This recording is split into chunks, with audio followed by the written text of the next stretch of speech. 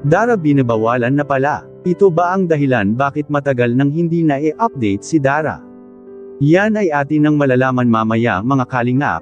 Magandang araw sa inyong lahat mga kalingap, sanay hindi nyo po makalimutan na mag-like sa video na ito. At paunawa tapusin muna ang kabuuhan ng video na ito mga kalingap at para malaman ang nilalaman nito. At maraming salamat po mga kalingap sa pagpatuloy na pagsuporta lalo na kay Kuya Val Santos Matubang at Kalingap Rab.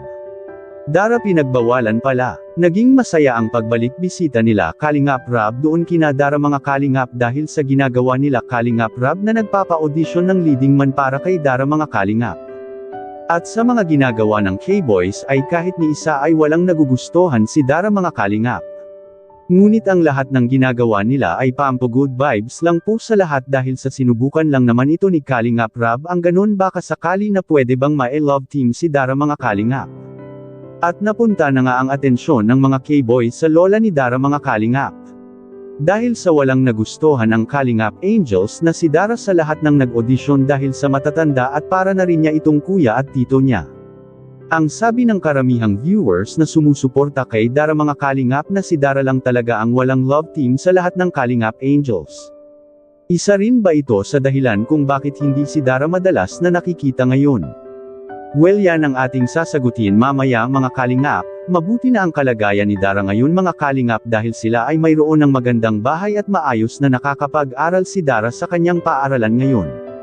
Maraming humanga kay Dara mga kalingap dahil sa talagang nagsisikap itong makakatapos sa buhay at ang kanyang focus ay walang iba kundi ang pamilya lang niya at pati na ang kanyang pag-aaral. Kaya isa ito sa mga dahilan na hindi pumasok si Dara ng mga love team at para makapag-focus siya sa kanyang pamilya at pati na rin sa kanyang sarili.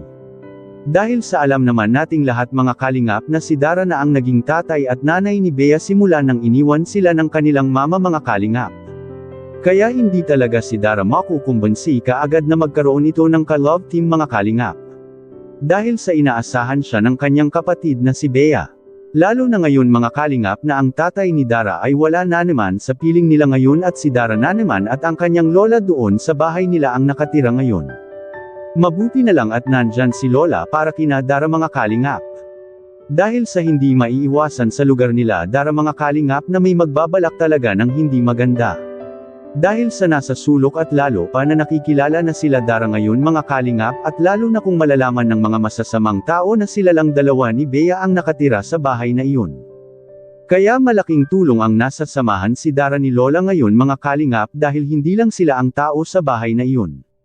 At Dara kaya ba minsan lang ma-update dahil pinagbawalan ito? Yan ay ating nang malalaman ngayon mga kalingap, hindi pinagbawalan si Dara mga kalingap kundi ang kanyang focus ngayon ay nasa kanyang pag-aaral at kaya paminsan-minsan lang siya mapupuntahan nila Kalingap Rab dahil sa natatapos naman din ang kanilang bahay. Pinupuntahan lang ito nila Kalingap Rab sa tuwing may magpapabigay ng pera at sa tuwing binibigyan rin ito ng allowance. Anong masasabi niyo po mga kalingap tungkol dito? Please comment and God bless you all.